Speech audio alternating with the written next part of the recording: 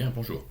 Dans ce nouveau cours, on va boucler un peu le passage rapide sur les trois équations dérivées partielles fondamentales, un peu de référence. Et donc, on va parler de l'équation des ondes. On a déjà vu l'équation de la chaleur, l'équation de la place. Et on va un peu dans le même esprit. Regarder l'équation des ondes. Il y aura un petit twist parce que l'équation des ondes a une solution relativement analytique qu'on ne retrouve pas pour les deux autres. Et c'est peut-être là-dessus qu'on va parler un petit peu plus rapidement. Néanmoins, et puis voilà, on aura bouclé notre étude dans les repères cartésiens.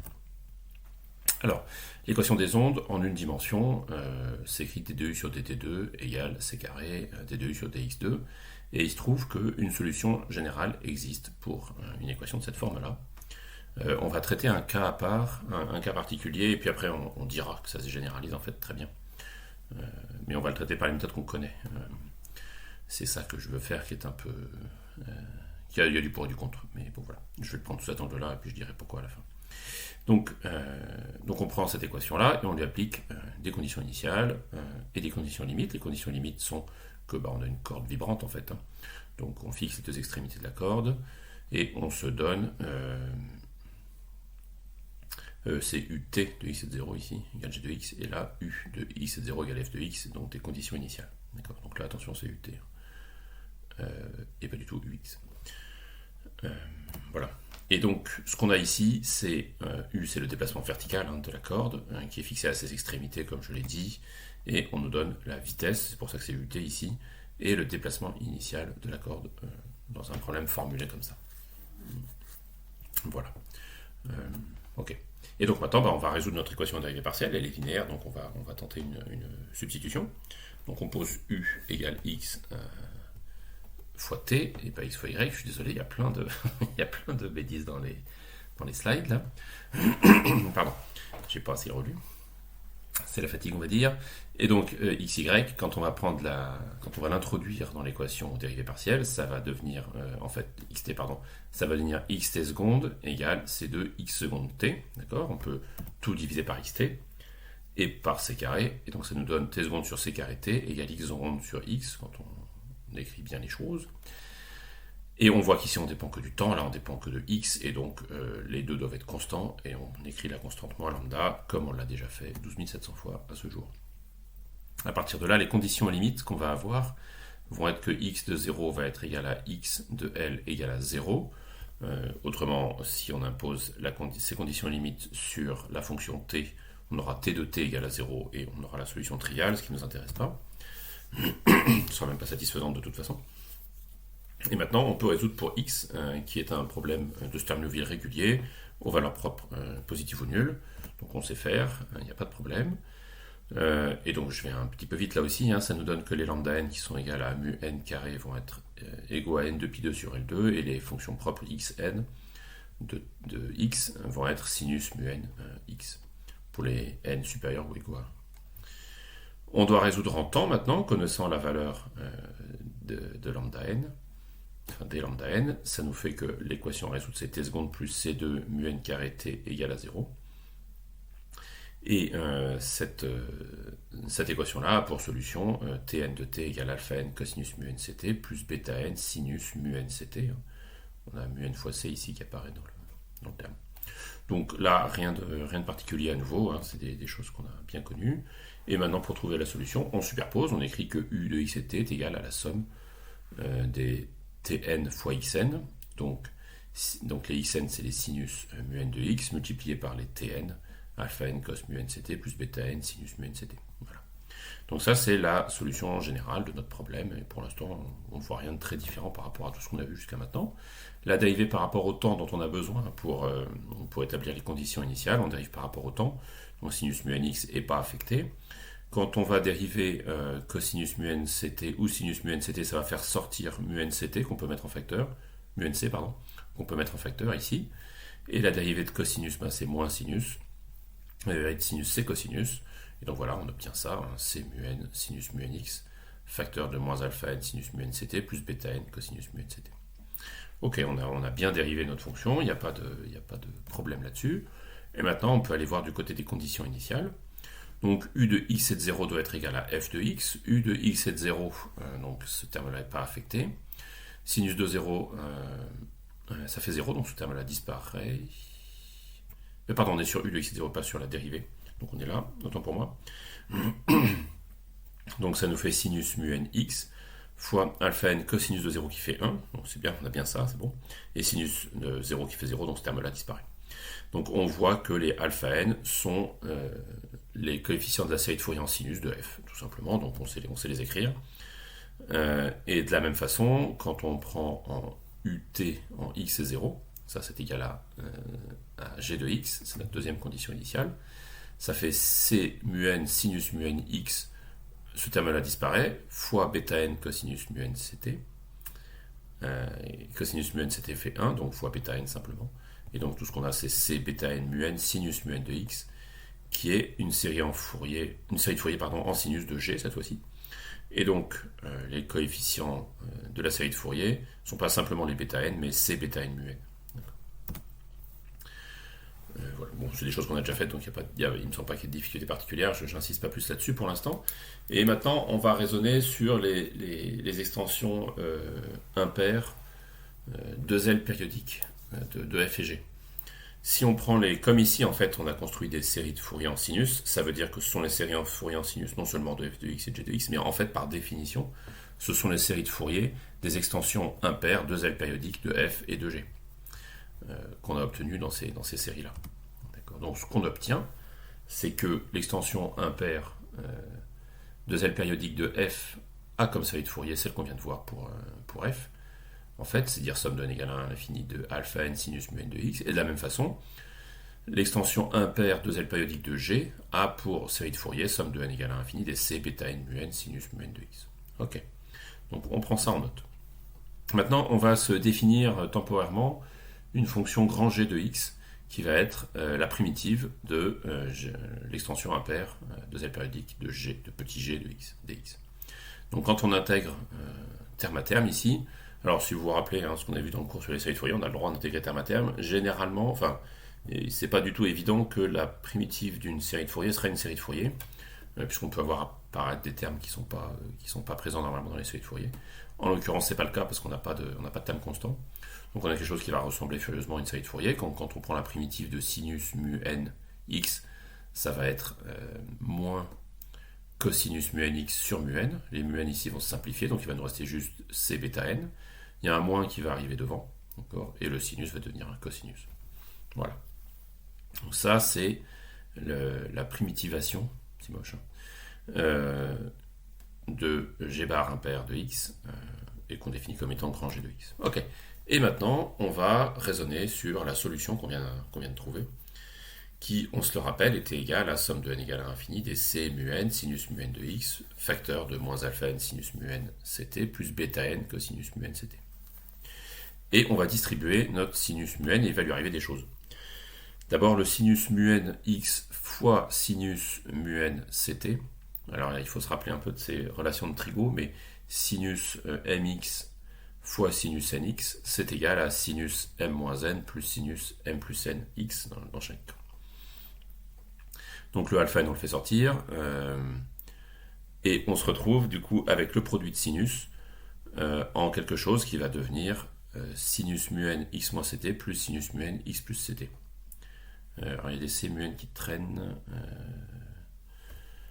pardon, je pense qu'ils y sont pas. Oui, c'est ça, ils y sont pas. J'ai fait un copier-coller malheureux. Le C mu n là, il n'y a pas de raison d'y être a priori. Donc il faut l'oublier celui-là. Ouais, celui-là il n'y est pas. Bourré de défauts mes slides, c'est ainsi. Il faut que je dorme. Ok. Donc on a vu qu'en oubliant ça, quand on distribue le sinus là-dessus, il va nous donner deux termes. Un terme en sinus mu n facteur de x moins ct et un terme en sinus mu n facteur de x plus ct. Okay, pour ce terme-là. Ensuite, quand on va distribuer le sinus sur le cosinus, là cette fois-ci ça donne un cosinus mu n x moins ct moins cosinus mu n x plus ct. Okay. Donc ça c'est notre deuxième terme. D'accord. Très bien. Et maintenant, si on regarde bien ce qu'on a fait, on a reconstruit les f impair, g impair qu'on a ici. Donc ici, on a du alpha n sinus mu n x moins ct, qu'on somme de n égale 1 à l'infini. Et ça, c'est exactement alpha n sinus mu n d'une variable. Donc si on remplace x par x moins ct, ce qu'on obtient en fait, c'est f impair de x moins ct. De la même façon, le alpha n sinus mu n de x plus ct, ben, ça va être la même chose. On va être à nouveau sur du f impair, mais avec x plus ct comme variable. Et alors c'est là que j'ai des mu n qui sont partis faire des choses bizarres. Oui, je vais y arriver. Et si on regarde ici notre terme bêta n cosinus mu n x moins ct, il est bien de la forme bêta n cosinus mu n fois la variable, sauf qu'il y a le c de devant qui n'existe pas ici, donc on multiplie par c et on divise par c, et on obtient bien grand G de x. D'accord, grand G de x avec comme variable x moins ct ici et x plus ct ici. Donc on a moins 1 sur c, g de x moins ct, moins g de x plus ct, quand on écrit ça. Voilà. Et donc ça, c'est une forme tout à fait analytique, enfin relativement analytique, et cette intégrale là qui peut nous faire des misères, mais c'est une closed form, comme disent les Anglais, une forme simple en fait qui nous donne la solution, qu'on appelle la solution d'Alembert, qui avait été trouvée par d'Alembert. Alors c'est avant Fourier, donc évidemment il n'a pas utilisé les séries de Fourier pour démontrer ça. Il y a une autre façon de démontrer ça que je n'ai pas détaillée ici. On la verra quand on étudiera la méthode des caractéristiques. Donc pour l'instant, j'en parle pas plus. Il y a une autre façon de faire qui est plus générale en fait et en quelque sorte plus puissante. Mais néanmoins, par la série de Fourier, avec les outils qu'on avait développés, on peut trouver cette solution. Et on voit que la solution u de x et de t, ben, finalement, on n'a pas du tout une série de Fourier à l'arrivée. On a simplement cette formule sympatoche qui est 1,5 de f bar impair de x moins ct plus f bar impair de x plus ct plus 1 sur 2c intégrale de x moins ct x plus ct de g bar impair de zeta des zeta. Et ben c'est merveilleux ça. Donc comme je l'ai dit déjà, elle a été obtenue autrement par d'Alembert. Hein. Elle est valable en fait sur tout R, c'est-à-dire qu'elle est plus générale que le problème de Cordy-Brand qu'on a eu. On peut l'avoir pour une onde qui se propage dans l'espace sur tout R et non pas quelque chose de limité entre 0 et L comme on vient de le voir ici. Et dans ce cas-là, simplement, il n'y a pas besoin des extensions, elles sont dénuées de sens. Nos conditions nos conditions initiales f et g nous sont données, et tout ce qu'on a ici, c'est f de x moins ct plus f de x plus ct plus 1 sur 2c intégrale de x moins ct x plus ct de g zeta des zeta. Voilà. Donc, alors là, vu la méthode qu'on a utilisée, on ne peut pas le montrer. En réalité, c'est plus général que ça, on en reparlera pour la méthode des caractéristiques, en fait, comme je l'ai déjà dit. Voilà. Appliquons-le, c'est plutôt sympathique pour une fois qu'on a quelque chose en plus qui va nous changer un peu quand même, puisqu'on a une solution qui ne prendra pas la forme d'une série de Fourier, pour une fois. Et regardons un peu comment on peut traiter ça. Donc on se donne comme équation d'onde cette équation UTT égale UXX. Ça veut dire implicitement que C est égal à 1 ici. On prend comme état initial U de x est 0 égale exponentielle moins x carré. Donc ça, c'est une splendide fonction gaussienne. D'accord. Et la condition initiale ut de x est 0 est d sur dx de exponentielle moins x carré. Alors c'est pas une erreur, hein. C'est juste pour dire que la distribution des vitesses prend la forme de la dérivée de notre fonction exponentielle moins x carré. Alors calculons d'abord ut de x est 0, c'est la dérivée de exponentielle moins x carré. La dérivée de moins x carré, c'est moins 2x fois exponentielle moins x carré. Okay. Donc on a notre état initial, entre guillemets, enfin, les vitesses initiales de notre système. Et la solution, on vient de le voir. Alors j'ai gardé les f bar impair, etc. Ça n'a pas de sens en fait ici. J'aurais dû plus simplement, c'est la force des copier-coller ça, écrire 1,5 de f de x moins ct plus f de x plus ct plus 1 sur 2c intégrale de machin machin. Vous savez dire comme moi. G zeta des zeta. Ok, donc on va appliquer ça.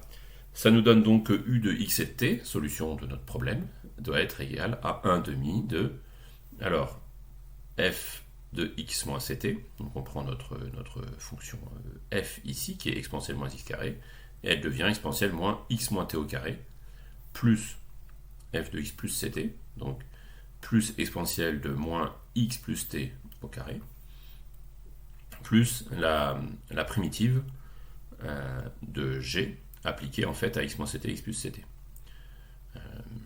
Et donc la primitive de moins 2x exponentielle moins x carré, on remplace x par zeta des zeta, on sait déjà ce que c'est sa primitive, c'est exponentielle moins x carré, hein, c'est pour ça que ces choses-là ont été écrites de façon aussi triviale, entre guillemets. Ça permet de traiter un exemple simple. Donc ça fait plus 1,5 de exponentielle moins x carré en x plus ct, donc exponentielle, enfin pas moins x mais moins zeta carré en x plus ct. Donc ça fait exponentielle moins x plus t au carré, puisque c est égal à 1, je répète pour nous, moins exponentielle en x moins t, c'est-à-dire moins exponentielle moins x moins t au carré. Ok, donc ça a cette forme-là, maintenant on va pouvoir développer et réduire un peu tout ça. Vous voyez qu'il y a des termes qui vont gentiment se compenser, parce qu'on a du moins exponentielle moins x moins t carré, qui va s'annuler avec ce terme-là. Et ici, on aura 1,5 de exponentielle moins x plus t carré, plus 1,5 de exponentielle moins x plus t carré. Oui, c'est bien, je l'ai dit, je l'avais fait d'office, voilà, et qui fait au final exponentielle moins x plus t carré. C'est la fonction solution de cette équation différentielle avec ses conditions initiales. Et on peut tracer un petit peu à quoi ça ressemble. Donc si on veut tracer, on prend quelle est la forme de u de x à t égale 0. Donc c'est exponentielle moins x carré, c'est notre état initial de toute façon. En t égale à 1, ça fait exponentielle moins x plus 1 au carré. Etc., etc. Si on réfléchit, on va le tracer juste après, mais si on réfléchit un tout petit peu à ce que ça signifie, on voit que là on a une gaussienne qui est centrée sur 0. Ici on a toujours une gaussienne, mais qui est centrée sur moins 1, puisque c'est a pour x égale moins 1 qu'on va trouver 0 ici. Donc au fur et à mesure que le temps va avancer, on va avoir une gaussienne qui va être centrée vers des nombres de plus en plus négatifs. Donc on voit que notre gaussienne va se déplacer vers la gauche, et c'est ce qu'on observe. Ça, là, à chaque tracé, on a augmenté le temps de 1. Donc ici c'est at 0, c'est la gaussienne initiale. At égale à 1, donc c'est exponentielle moins x plus 1 au carré, c'est cette courbe bleue. Exponentielle moins x plus 2 au carré, c'est la jaune. Exponentielle moins x plus 3 au carré. Exponentielle moins x plus 4 au carré. Donc on voit que la solution qu'on a se propage vers la gauche en fait. Donc le problème tel qu'il est posé là aboutit à un paquet d'ondes, si on veut, gaussien, qui se propage à gauche. Voilà. Bon, et on voit qu'on l'a obtenu pour le coup très simplement, on n'a pas eu besoin de faire appel aux séries de Fourier et à tout le tintouin. La solution de d'Alembert est très puissante et très simple, beaucoup plus simple que les séries de Fourier. Prenons maintenant un exemple d'équation des ondes en 2 dimensions. Donc on va traiter le cas d'une membrane rectangulaire. On peut penser à un tambour rectangulaire, si vous voulez. Donc on fixe les bords de je sais pas comment ça s'appelle, de la membrane du tambour sur les extrémités, sur les bords du tambour, c'est-à-dire que U de 0 et de Y et de T est égal U de A de Y et de T. Donc ça, c'est les côtés gauche et droit du tambour. Ça ne se déplace pas, le déplacement est nul. Et ici, sur les côtés haut et bas du tambour, pareil, le déplacement est nul. Par ailleurs, comme état initial, on se prend, si je puis dire, une certaine déformation, c'est-à-dire qu'il y a un déplacement vertical U de XY à l'instant initial qui vaut une fonction f de XY arbitraire pour l'instant. Et en revanche, on considère qu'on l'a amené dans cette position, qu'on attend, et donc que la vitesse en tout point du tambour est nulle. D'accord. Voilà. Et maintenant, on a une équation linéaire, donc on va séparer. On va séparer d'abord en phi de x et de y fois une fonction qui ne dépend que du temps. Et on va l'introduire dans cette équation en dérivée partielle. Donc ça devient phi t seconde, le terme utt. Le terme uxx devient d2 phi sur dx2 fois t. Le terme uyy devient d2 phi sur dy2 fois t. On peut factoriser t. Et donc ce que ça nous donne, c'est phi t seconde égale c carré d2 phi sur dx2 plus d2 phi sur dy2 fois grand t. On peut donc séparer les variables. On ramène c carré, on divise tout par c carré t et par phi. Donc à gauche, on obtient t seconde sur c carré t égale les c carrés et les t s'en vont de ce côté-là, 1 sur phi d2 phi sur dx2 plus d2 phi sur dy2 égale, puisque ça ne dépend que du temps, et ça ne dépend que de deux variables x et y, mais qui ne sont pas le temps. Ça doit donc être égal à une constante qui est moins lambda. Ok, donc on obtient une première séparation de notre problème, qui est pour la partie spatiale d2 phi sur dx2 plus d2 phi sur dy2 égale moins lambda phi. Et pour la partie temporelle, on obtient l'équation différentielle ordinaire, qui est t seconde, plus lambda c carré t égale 0. Les conditions aux limites, comme d'hab un peu, on obtient que la partie spatiale récupère le déplacement ici, quel que soit le temps. Et ça nous fait phi de 0 et de y égale phi de a et de y égale 0, et phi de x et de 0 égale phi de x et de b égale 0. Et la condition initiale est récupérée par le terme en temps. Donc la condition initiale qu'on peut récupérer, c'est celle-là, u de t de x et de y égale 0. Ça nous impose que t' soit égal à 0, puisque u de t c'est égal à t' fois phi. Phi de x et de y égale à 0, ce serait la solution triviale, on n'en veut pas, donc on veut que t' de 0 soit égal à 0, pour ne pas avoir la solution triviale. Ok. Donc ça, c'est les deux parties du problème qu'on peut résoudre. Maintenant, on s'attaque à la partie spatiale. À nouveau, on va devoir séparer, et ça se sépare bien. On pose que phi est égal à x fois y. On fait passer le y seconde de l'autre côté. Donc, ça nous fait un terme qui est d2 phi sur dx2 égale moins lambda phi moins d2 phi sur dy2. On divise tout par xy. Pardon, les phi deviennent xy, je vais y arriver.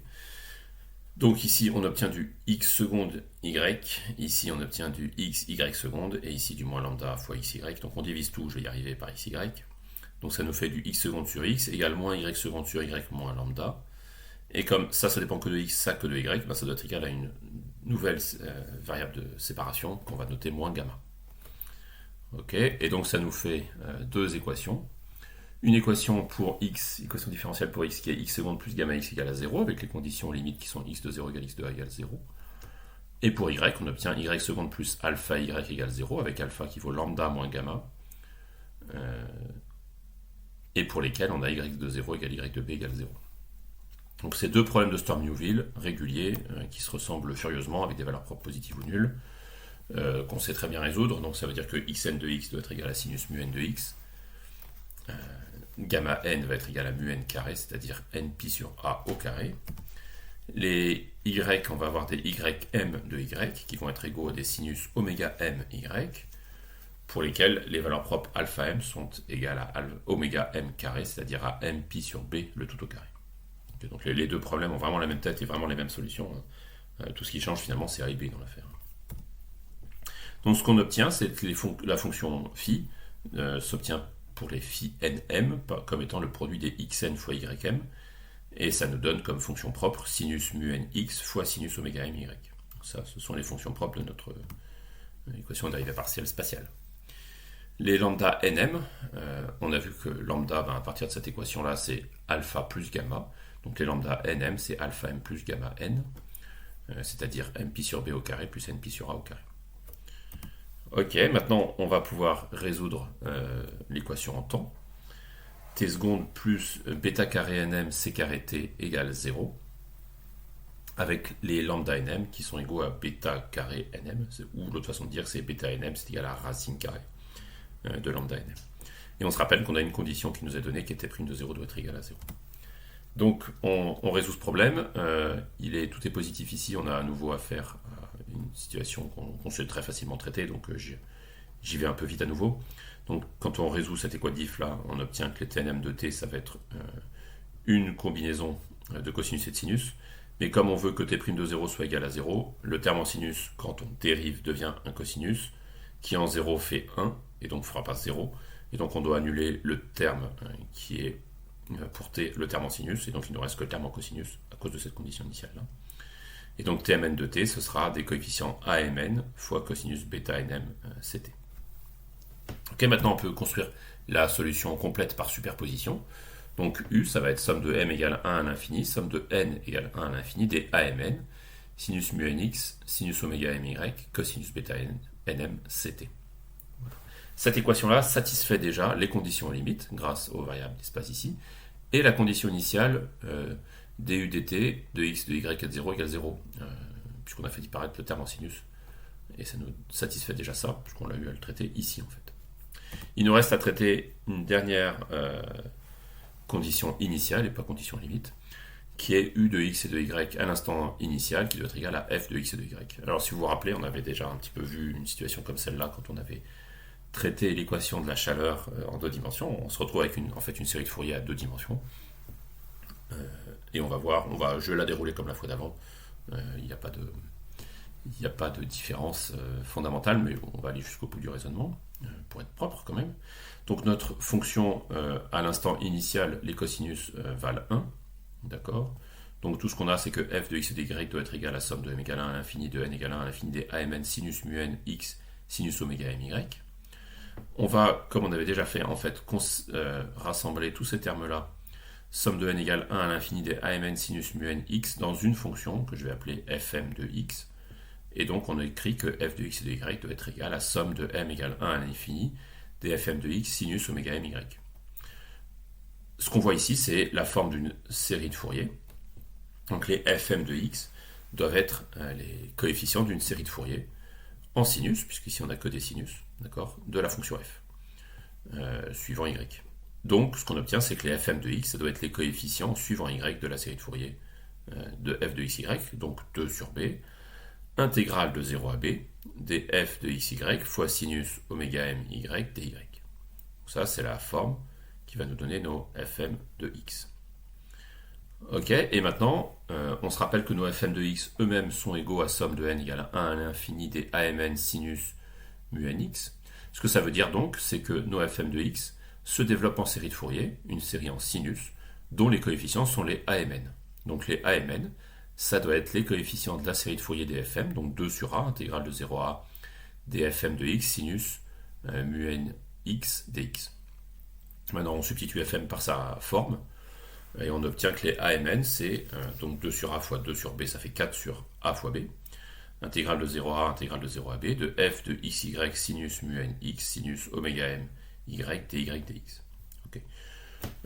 Voilà. Alors, suivant la forme de f de xy, si f est séparable en une fonction que de x et une fonction que de y, ça se traite très facilement, sinon c'est un peu plus casse-pied, mais ça se fait sans difficulté, hein, c'est une intégrale double. Et la solution, c'est ce qu'on avait écrit, hein, c'est somme de m égale 1 à l'infini, n égale 1 à l'infini, des amn sinus mu nx sinus oméga m y que sinus bêta nm ct. Voilà. Donc là-dessus, ça clôt la partie du cours où finalement on travaillait en coordonnées cartésiennes. On a vu des résolutions et on a vu comment on pouvait séparer des problèmes spatiaux et temporels et utiliser les séries de Fourier pour résoudre ces situations-là. On a généralisé tout ça grâce à la théorie de Sturm-Liouville. Alors, on a vu les séries de Fourier généralisées grâce à la théorie de Sturm-Liouville. Et maintenant, on va se tourner, dans les cours qui viennent, vers des équations de dérivées partielles formulées dans des repères d'abord polaires, donc dans le plan, en R et θ. Et puis après, on verra peut-être un peu de cylindrique et puis du sphérique, ce qui va être très important pour le chimiste, puisque on se doute bien que ce qui nous attend à l'arrivée, c'est la résolution des orbitales atomiques, par exemple, qui, elles, se résolvent dans un système sphérique, puisqu'un atome, en première approximation, quand même, c'est un noyau avec les électrons à une certaine distance r. Et donc, le bon repère pour résoudre les orbitales atomiques, ça va être le repère sphérique sur lequel on passera plus de temps. Donc voilà, c'est la suite des réjouissances. Il y aura des fonctions de Bessel, des polynômes de Legendre, des harmoniques sphériques. Donc c'est ce qui nous attend dans les cours à venir. En attendant ces belles occasions de discuter encore plus, encore mieux, je vous souhaite une bonne fin de journée et je vous dis à bientôt.